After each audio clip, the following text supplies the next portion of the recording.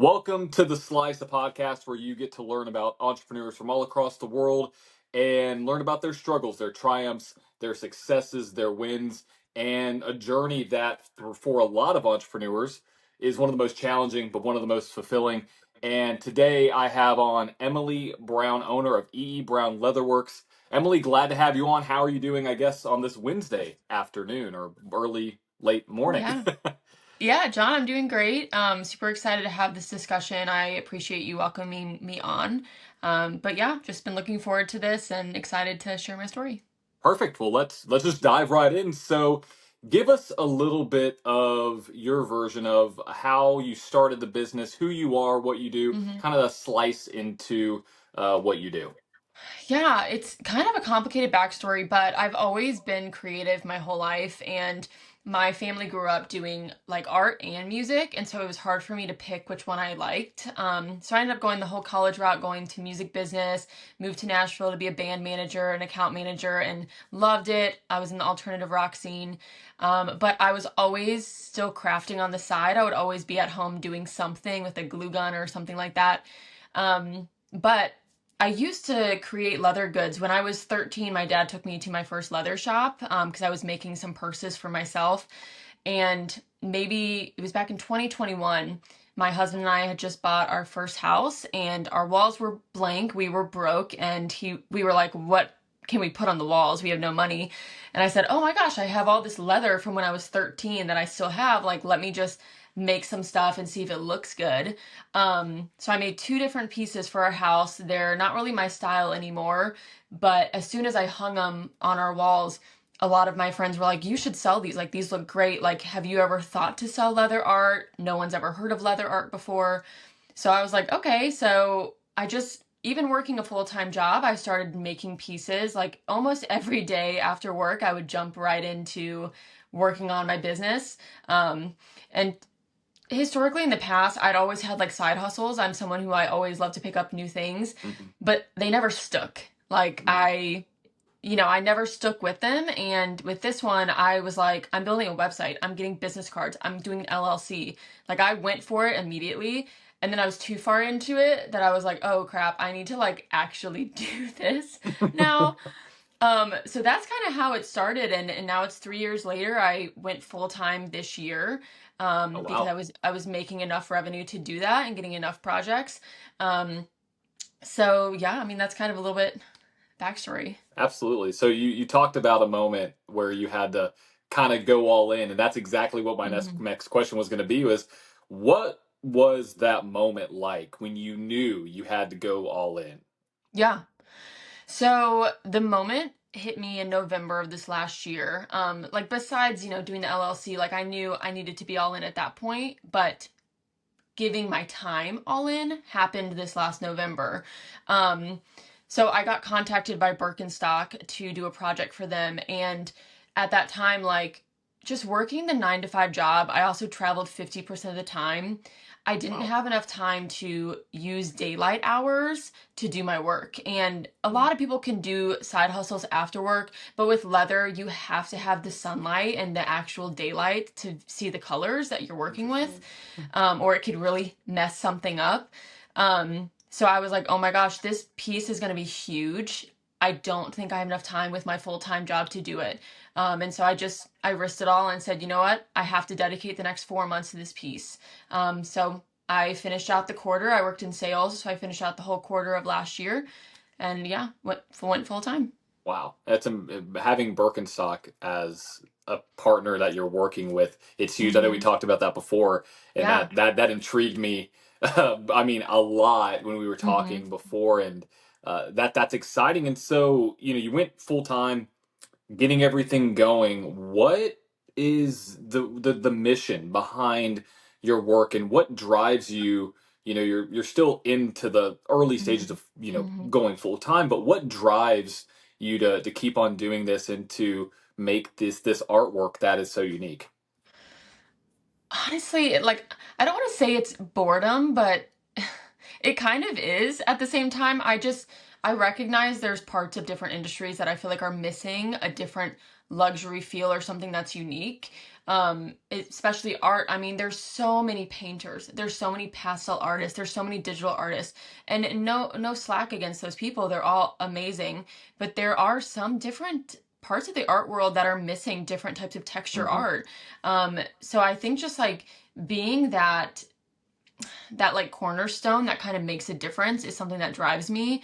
Um, but I always geek out about leather, so your eyes might glaze over, but I think just I think just like the history of leather, how old that material is, just fascinates me. Mm. And you can have leather, I mean, I've used leather from the 90s in some of my pieces, and Wow. it's lasted that long.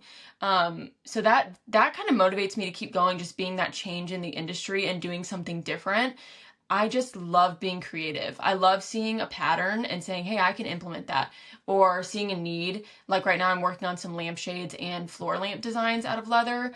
There's like no leather lampshades out there. Like I feel like there would be, but there's only a few small retailers that have like very expensive high-end lampshades, and I Interesting. don't know how many they sell, but it's super rare. Right. Um, so those are kind of my motivators. Like just having, I find joy in creating, and it's just I never get bored of detail work. It's so much fun to me. Yeah, and that's important. Joy and having fun. I think that's something that I think a lot of people can resonate with, especially Hmm. if it's something not, it's not an everyday kind of product that you're creating. I mean, I've Yeah. never really heard of leather artwork before. And so that intrigued me when I was looking into everything and looking in your website, seeing all those things. And, speaking on the leather artwork world, we talked about before Hmm. that you've had a struggle with educating people around what leather artwork is. And, Hmm. people assume that, it's either, use tooling methods or your artwork is more Yeah. Western, but that's not the case. So, Hmm. elaborate on that and elaborate also on kind of part two, what entrepreneurs should do if they have a product or a service that maybe not as common and maybe a little bit misunderstood. Mm. Yeah, I mean, part of the educational piece, I guess I would say in the leather world in general, it's a very male dominated field. 100%. I mean, I would say maybe 35% females that are making handbags or shoes or things like that, but most of it's men. Mhm. And nothing against that, but it's a lot of older men that are in different generations that they're just so used to the way things have been. And so as soon as I tell someone I do leather art, they're like, "Oh yeah, my sister stamps bags." And I'm like, "Oh no, I don't stamp anything. I don't foil something. I don't put your initials on anything. I don't embroider stuff. Like I make legit art out of pieces of leather. Typically I have to show a picture, so I'm Right. hoping one day I don't have to show a picture anymore and they can just like know who I am or have seen it before. But I guess like the second part of your question, what was the second Yeah, part? so what should entrepreneurs do if like their product, their service Yeah. is maybe not as common and maybe it's a little bit misunderstood? How would you guide them and how would you tell them to explain that? Like, because you've gone through that situation before, you have Mhm. to show somebody a picture. What should entrepreneurs do in that instance if their product or service is misunderstood or a little bit more complicated? I mean, I definitely would make sure you have visuals, make sure you have videos of your products, especially if you're doing anything socially or over email. I feel like I've gotten a lot of leads that have immediately shut me down because they did not know what I offered, but then as soon as I sent a picture or a link to something, it kind of clicked for them. So I would say just like making sure you have all your visuals, but then two, don't be afraid to push back. If someone says no or they're misunderstanding, a lot of times I'll throw out something that's like makes them think, maybe what kind of piss them off a little bit and be like, oh, okay, I'm gonna respond to this person. Like I've literally said to people like, I think you misunderstand what I do, or I think you Mm, misunderstood what I said. And they're like, no, I didn't. And then they want to prove themselves that they didn't misunderstand you by looking into it more. Um, so I think just keep going forward, but also knowing who is not your client. I mean, if like, let's say you do make lampshades, but then you're going after like a KitchenAid kitchen appliance stuff, that doesn't click. yeah. You need to go after someone who would understand kind of what you're going for, and then it will click. But I think those are just the initial barriers. Like, you just got to make people listen. For sure. And that's so true, I think, in any industry. And, not coming from a place of, I want to in essence, belittle your knowledge, but I Hmm. want to educate you on what this Right. actually is so you understand. And I Right. completely get that for sure. I mean, that's where you have to send them an image, send them a video. Hmm. Absolutely. And so, you've talked about that struggle a little bit. What has been one of the hardest moments or seasons in this journey of going from essentially a side hustle now to a full-time career?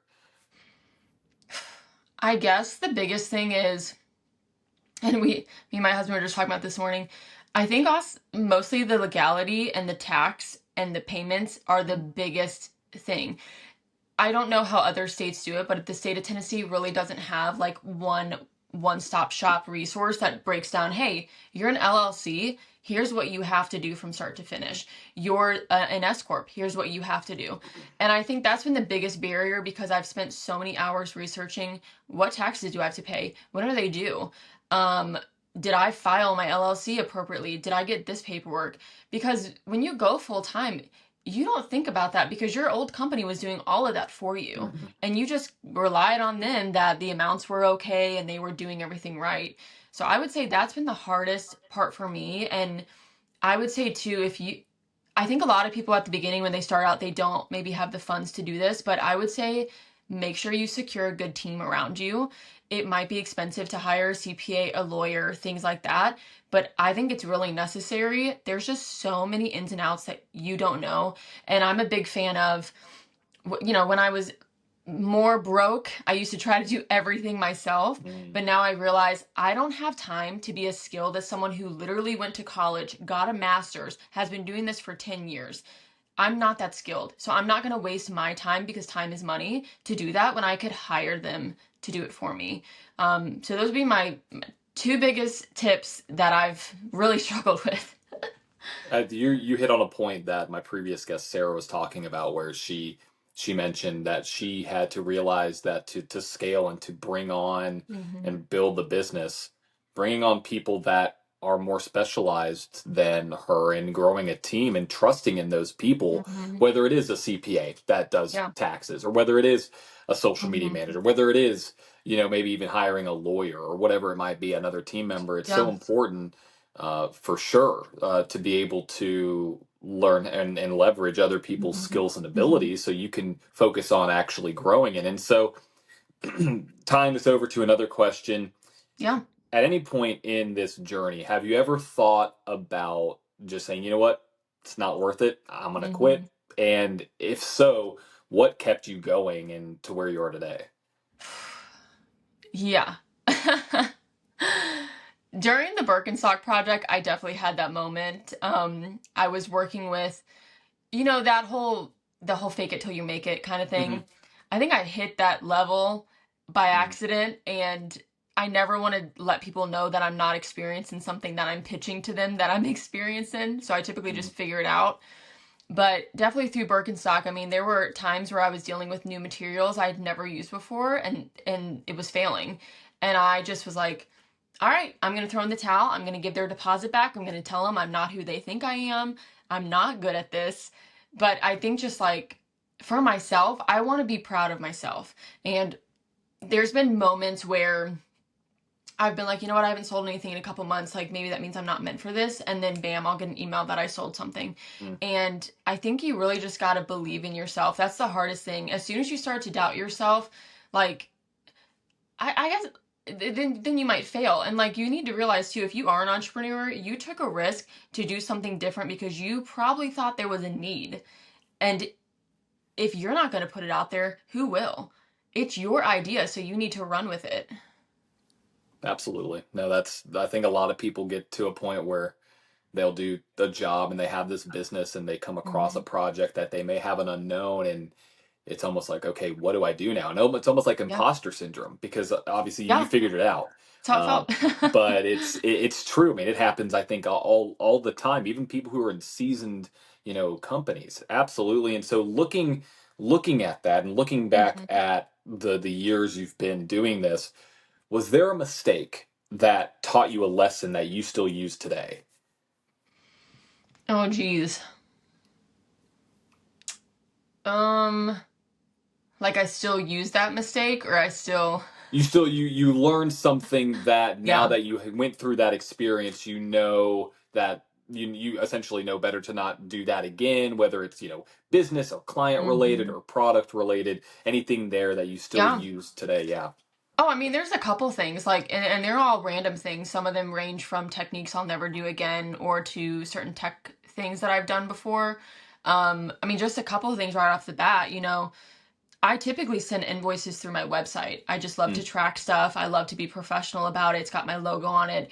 But I think the thing I didn't really realize, and this comes into play when you're working with corporate businesses, not as much personal transactions, but I didn't realize that, my website takes a fee when a payment is processed through them. But when that payment is $20,000, that's a hefty fee. yeah. And I didn't realize that I could get around it by doing a bank transfer, by doing a check, by doing a Mm, wire. And a lot of professional companies are totally fine doing that. So that's a habit I've kind of gotten out of. And I was very thankful that Birkenstock did not pay me through my website, because that would have been a really big chunk of right. revenue gone. So that's one thing I learned. Another thing for entrepreneurs that are posting on Instagram, Meta, all of that. Remember now that sponsored ads are different if you're posting them on your phone versus if you're uploading the funds through the Meta Business Suite. Mm, So that's a huge chunk too. They charge you like 20 to 30% now for posting ads, and that's something that just happened like 6 months ago. So those kind of things will help you recoup your income. You might just immediately think like, hey, I'm just going to post this, but now you're down $80. yeah. So those are two things I learned. As far as like techniques, I mean, there's been so many problems I've had with framing, custom framing specifically, measurements being taken wrong, chips in the frame. Um, on this last project I did for Birkenstock, I used a couple different types of glue on some new materials I was using. They ended up eating through the materials, and Oh, so wow. I had to like save it really quickly. So what I did instead was I took those materials. Now I made a sample base of every glue that I use on that material so that I'll never do that again. Mm. Because that could have ruined my entire project. Oh, sure. Absolutely. Absolutely. And then see, it's things like that where until you go through it, you're really not going to know. Because like, Yeah. yeah, I'll use the same kind of glue, or oh, I'll use the same process that I've done before. Mm-hmm. But then you're like, Mm-hmm. oh my gosh, the ramifications of that, Yeah. like fees. I mean, Yeah. especially if you're talking, 4 or 5 figure, checks, that's where it can go like, oh my gosh, like that's important. Yeah. Absolutely. Yeah. And I think that's like, especially if you are an entrepreneur in something that doesn't exist, kind of like my leather art, I can't go look up Reddit articles on things I should and shouldn't do. I'm like, there's so much stuff I want to search that I can't find any resources for. So, I mean, it took me so long to find the glue I needed to use because there's just nothing out there. There's nothing Mhm. talking about leather to foam, leather to wood, leather to leather. Like, it's just very vague. Interesting. Yeah, and that's you're carving your own path Yeah. essentially, and I think that's where you can even take the authority approach and create those resources because Mm-hmm. you've kind of opened the floodgates a little bit where people can see this and Yeah. you may be the first mover and have if we're using, book terminology, first mover advantage, and have that there, but also able to become the resource there. And Mm-hmm. so thinking about this and looking at your background. This ties into another question. So Yeah. this is your where all the magic happens. So Mm-hmm. what's something people don't see behind the scenes of your business or your brand? Because I remember we talked about this in the Mm. pre-show. This is exactly where you do all the works. But Yeah. what's if it's this or something else? What are some things that people don't see about your business or your brand? I mean, a couple things, which are just stupid random things, but I have two cats, and so behind me is a carpet that's like littered with cat toys. So it's not super pretty. But this is my studio. So, a lot of times people will ask, can I come see your studio? And because it's also my house, like if I'm comfortable, I'll let them in. But if not, like I'll try to meet up somewhere. But like that's one thing, the cat stuff. The second thing is I'm just not one of those girls like a lot of artists that are girls on social media, they want to look all hot and dressy and in high heels. That's not realistic. Like, I don't want to get glue and leather and nasty stuff all over my nice clothes. So I will be in like a t-shirt and sweatpants or Sure. shorts or something when I'm crafting. And I think that's just something that I don't post a lot about, but people don't really like see it. And I think that's obviously holding me back from kind of getting the followers I probably would like, but also I don't want to be fake about it. I do not want to be fake at all and let people pretend that I'm something I'm not. Um, hmm, what else? Oh, you know what I think when I when I ship out pieces, I'm not super fancy with my shipping supplies. Hmm. I get meal box delivered to my house and they come with these great insulated pouch things, so I use that in my shipping. It's Anything I get, resourceful. yeah, It anything I works. get in my Amazon boxes, I'm using in my shipping. Like, that saves you a lot of money. Have you ever shopped at Uline? I mean, oh my God. It's the Right. most expensive shipping crap I've ever seen in my life. And then they have a Yeah. freight fee.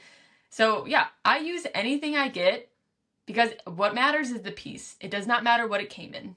Right. As long as it gets there in one piece and nothing's damaged, it could Oh, be yeah. shipped in a ton of bubble wrap. It doesn't matter exactly how it's there. I think that that's interesting too because, and you touched on a little bit, you know, it might be holding you back.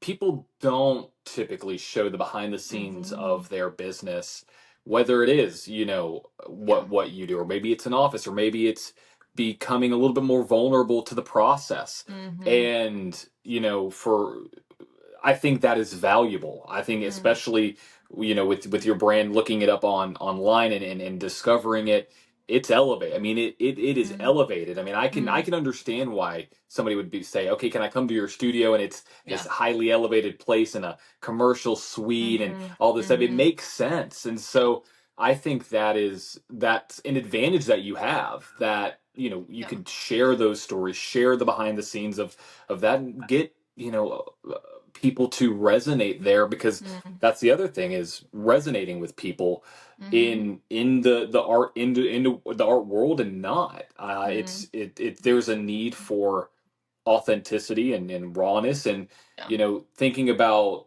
the industry as a whole you Mm. know kind of tying over this to another kind of segue here Yeah. so you've been at this for a while. What was something that once you did it and it clicked for you, it absolutely changed everything that you were doing? Hmm. I think there's two things, but well, one thing I think like a project I made this piece for this great client in Miami, and I embossed leather, and then I also wrapped the whole frame in leather to match the embossing design. And I still look back on that piece and I'm like, that is one sick ass piece. I wish I owned that. Like, it was perfect.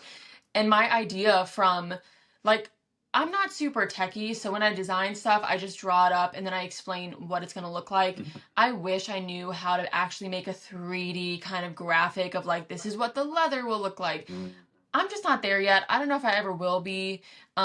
But that piece matched spot on with exactly what I quoted, and I was like Wow. amazed by myself. Like I was like, "Damn, okay, I should be famous. Like this is great.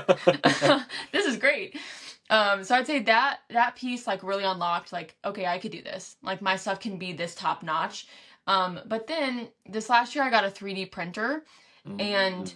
I kept running into issues where I needed like different gadgets and they just didn't exist.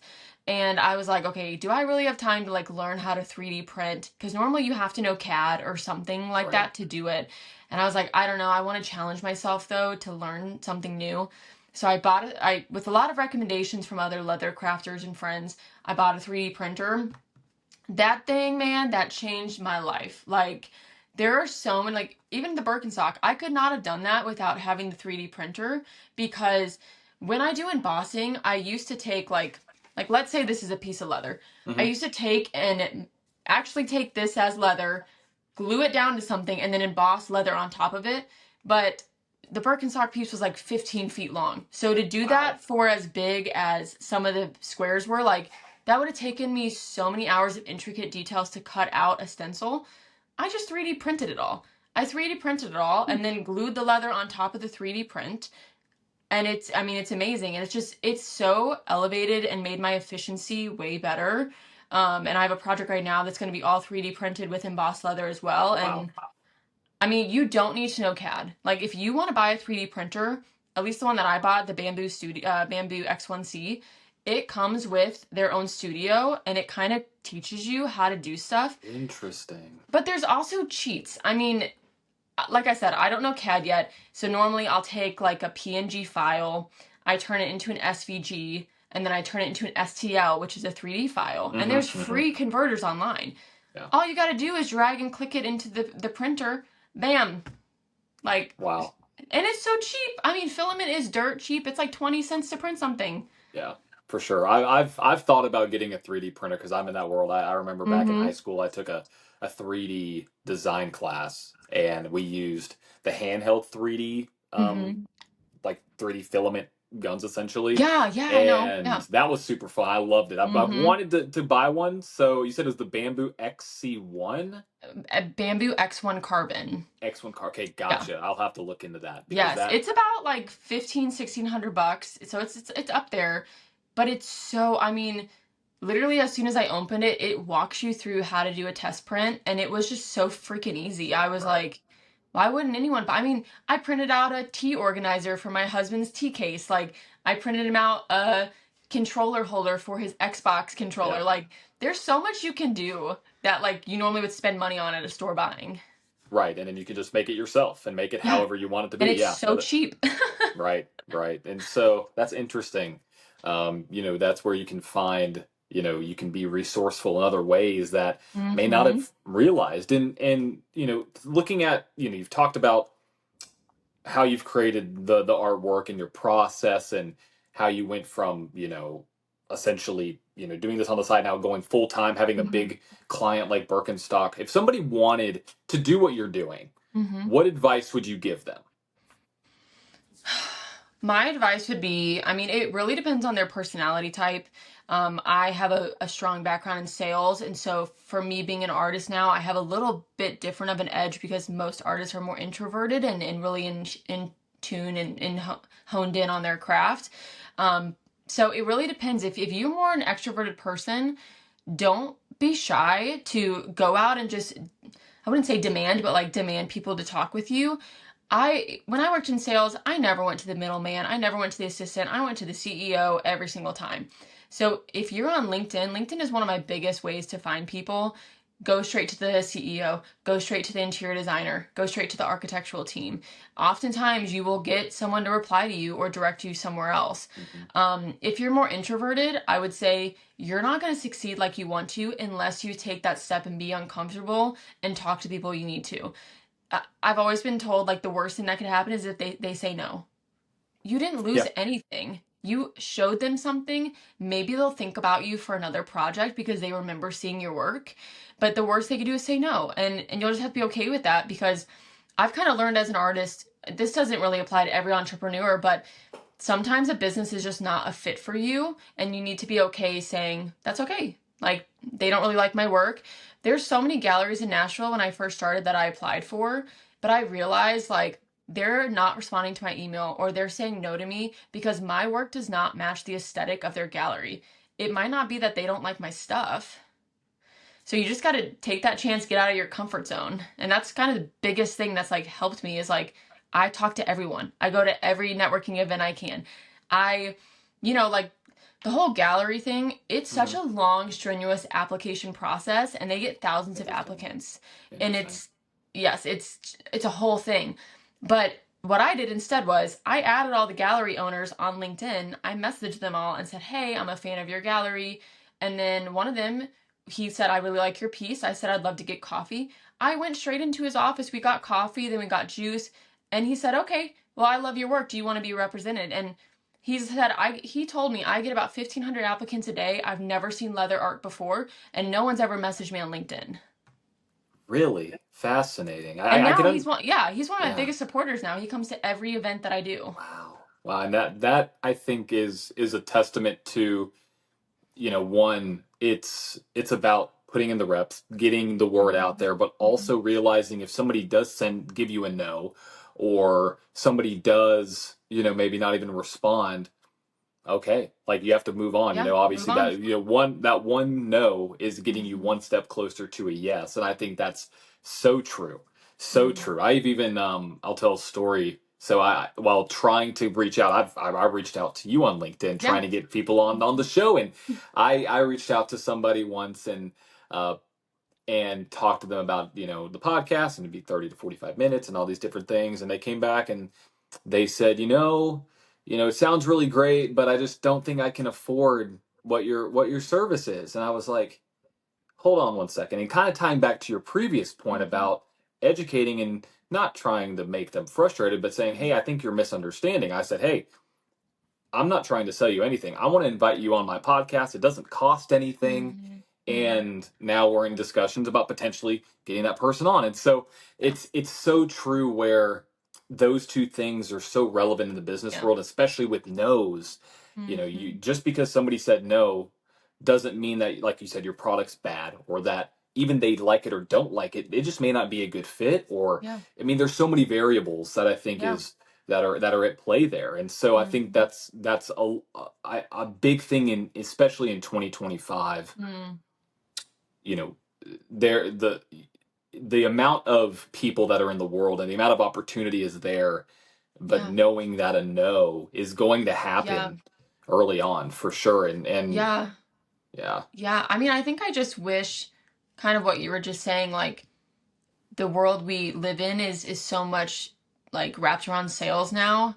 And I think that would be my biggest advice for entrepreneurs is to not be too salesy yeah, because it gets so annoying so quickly. yeah, Um, and I think the biggest thing, like I said, I had like 7 years of sales experience before this, and the biggest thing I learned is if you really care about people, you really care about your product, and you're genuine, you'll be able to sell. Um, Not everyone's going to want to buy your stuff, especially my artwork's a little bit more high end and expensive. So even people in my family, they're like, "We love your stuff, but we can't afford it." sure, And that's okay. That's okay to get that feedback, but I mean, if you're just initially reaching out to someone, just say, "Hey, I'd like to get coffee. I'd like to learn more about what you do." People love to talk about themselves. So if you invite that initially, they're not going to be like, "Oh, this guy's going to try to bait and switch me and sell me something immediately that I don't want." right. Yeah, for sure. Yeah, it's true. Even in in what I do, there's people that Mm-hmm. try to sell me on my own services, and I'm just over here. I'm like, I Right. don't know. I don't like, it's so interesting, and it's all over the place because it's so easy. The Mm-hmm. availability of people and being able to reach out to people is instantaneous. I mean, Yeah. with all the social platforms and everything, Yeah. it's so instantaneous, and I think that's important. Like you said, that one no, it's okay to get that. And so, switching subjects, kind of going introspectively into you, Yeah. what's been a daily habit, or maybe a tool that has kind of changed how you work? Mm-hmm. I would say don't stop the habits you were doing before at your job. Like, let's say you're going full-time entrepreneur, don't stop those habits. I still work. I actually started waking up earlier now that I work Mm, for myself. I used to wake up at 6:40 a.m. at my corporate job, and now I wake up at 6. mhm. And I work at 8 a.m. every morning. I get done at 4:30 p.m. around maybe till 5, and that's what I was doing at my previous job.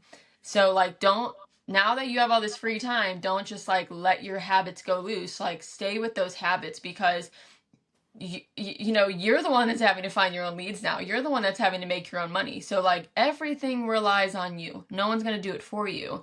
So I mean, I would say like that's been the biggest thing for me is staying in my habits.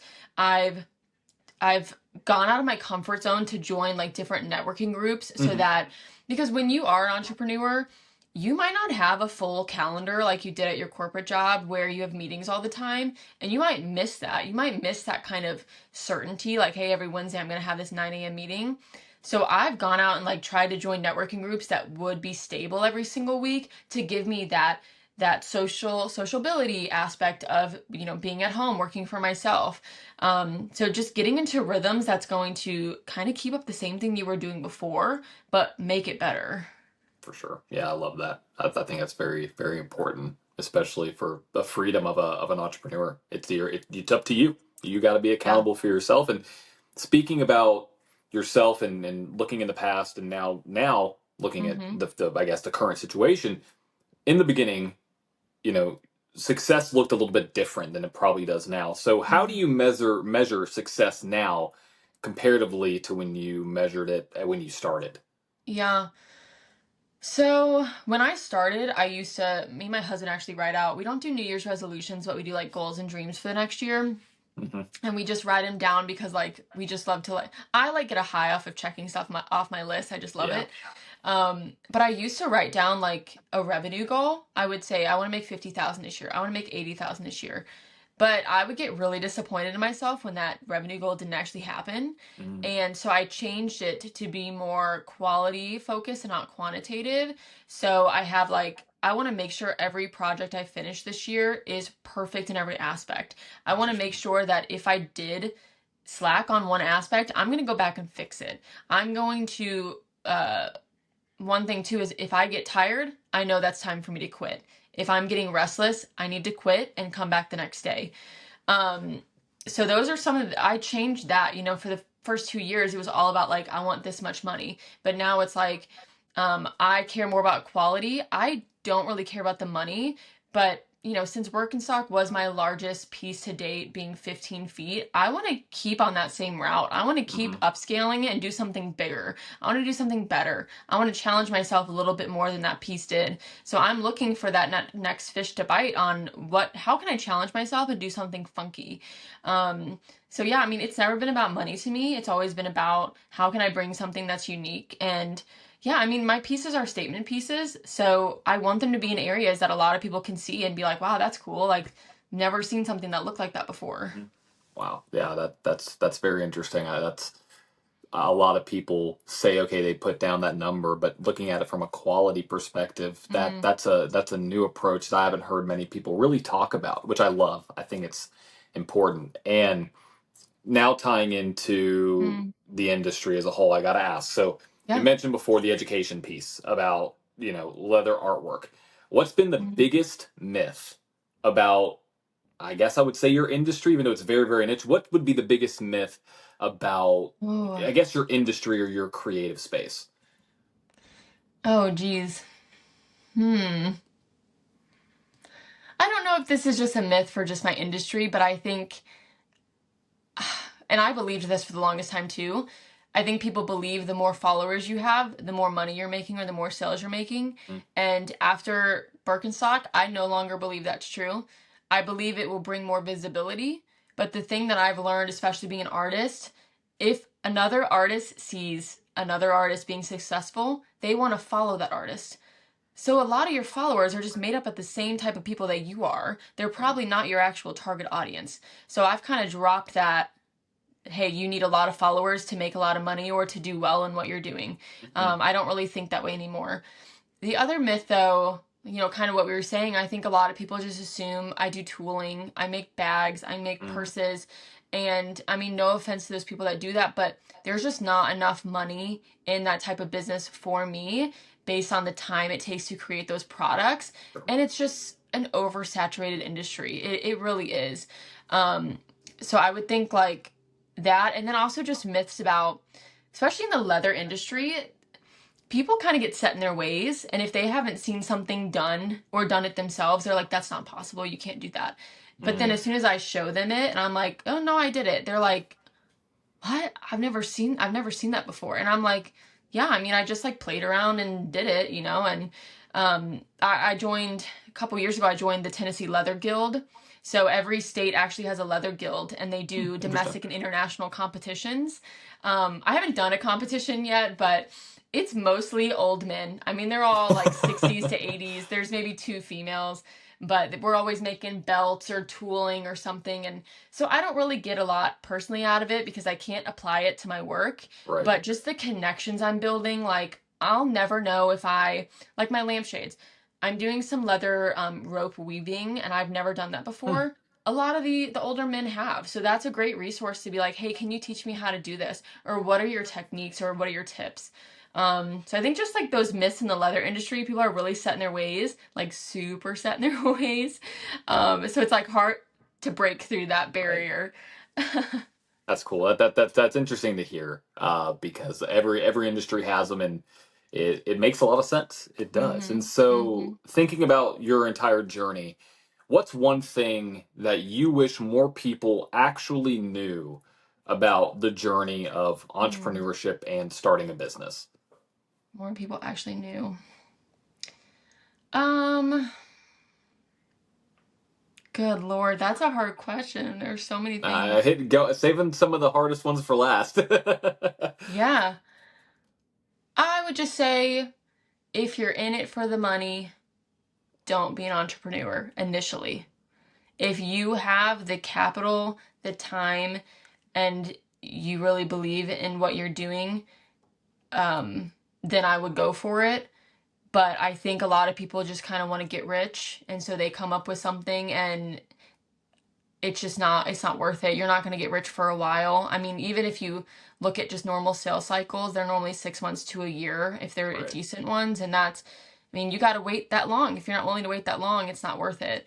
Mhm. And I would also say this is a hard check, but if you're not running your idea by your friends or your family or a business coach or something, what are you doing? Like, Yeah, seriously. You know how many things I've invented in my mind that I started working on and then I looked them up on Google and it actually existed already? Like think about stuff before you yeah, just start inventing it, pitch it to people. for sure. No, I think that's so true, especially the money side of things. Yes. Getting, I don't want to say everybody, but there's a lot of people that I've even seen in the marketing space, even in the digital marketing space, Hmm. that just want to start, doing, those kind of services just to get rich. And it's, Yeah. I think it's in a lot of industries. And Hmm. like you said, if you're not able to weather the storm, if you're not able Yeah. to have, even if you're going into a something as Hmm. like let's say as like a CPA or something Hmm. like a plumber, where there's so many of those across the each state in Nashville or even across the country Yeah. in the states. It's super important to, if you're in this, to realize that it may take a little bit to Hmm. get that money, for sure, for sure. Yeah. And so I've got to ask last, really, I guess last technically two questions. But what do you hope people take away from your story? I guess like don't be afraid to try something new. Get out there and talk to the people you need to be talking to, and just the worst thing they could say is say no. Um, and yeah, I mean, you got to believe in yourself. I've been at this for 3 years now, and I'm finally going full time. It didn't happen overnight. It kind of felt like it did, but I mean, I'm still, I've hit a couple big deals, but that doesn't mean I'm a huge deal now. I still have Hmm. to work my ass off to get somewhere. The leads aren't just piling in my inbox. Like I still got to go out there and get them.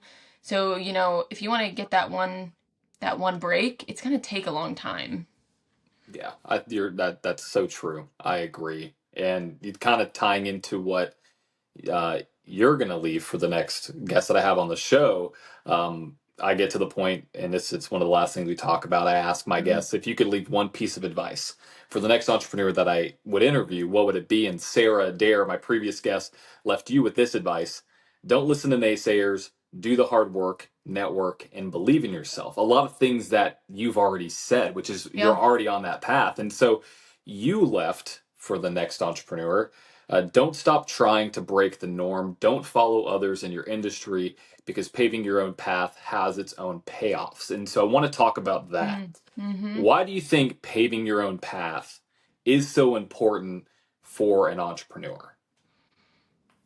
Well, I think the cool thing is like you can tell people down the road that you did it yourself. I mean, there's so many ebooks out there, so many YouTube tutorials of other people paving the path for you. But when you actually do it yourself, you're like, you look back and you're like, oh my God, I did that. Like that imposter syndrome, like you get it yourself and you get like deja vu and you're like, how did I just do that? And so I think like there's so much more satisfaction in knowing you did something yourself and then being able to tell people like I did that on myself because they're like, damn, this is a hard ass person. Hmm. Like I should Yeah, trust their skills. yeah, for sure. Yeah, the self fulfillment of, like I mentioned in the intro of Hmm. entrepreneurship, is, I think, one of the most, I would say, I guess the best way that I could phrase it right now is the most intense feeling of self fulfillment, because you started something from scratch, especially with an industry like Hmm. yours, that you literally carved out a small niche Yeah. in a broad industry of just artwork in general, and Hmm. you're paving that. I think you're a true testament, a true story of, hey, I can do this, and it may take 3 years, but you may get the Birkenstock in your industry. Yeah. You may get those big deals. And I think it's so important. I agree. I agree. And so now I gotta ask and tell all the viewers. So where can people find EE Brown online, and where can people find your artwork, and maybe if they want to buy? Yeah, so I would say most of my updated work is always posted on my Instagram.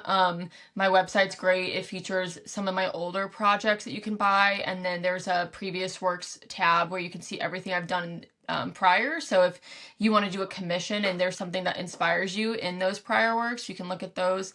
I'm in 3 different galleries that are online, international, and in locally. So one of them is Chave Arts in downtown Nashville. I have a whole Florence collection that's inspired by Italy that's there, and then I think 2 other Oh, pieces that are still left and some ornaments. I love Italy, hence uh, leather as well. And then Taste It Collective, which is based in Canada. It's more of an online gallery. So I do have a couple pieces that are selling there. There's another, it's like a gallery slash consulting firm that I joined called Two Three-Legged Dogs that's based out of Florida and Nashville. So you can find my work on their website as well. absolutely. You said two things. Florence, Italy. We that so my wife and I honeymooned in Italy, and we've been to Italy two, Mm, 3 times now. yeah. Florence is our favorite spot. Yep. I am very intrigued to go look at that now. I probably am gonna say something to her about it, because she will Yeah. probably freak out, because we've even talked about Yes. going and maybe even living there for a period Hmm. of time in Florence. Dude, It's same. yeah, Yeah, it's I studied there. I've been to Italy now 5 times. I think September was my 5th time going. It was my we were husband's in first Italy in time. September. Really? Yeah. So are we. Yeah. So, and you said That's wild. did you study abroad? I said, yeah, in Florence in My wife did the same thing. 2015.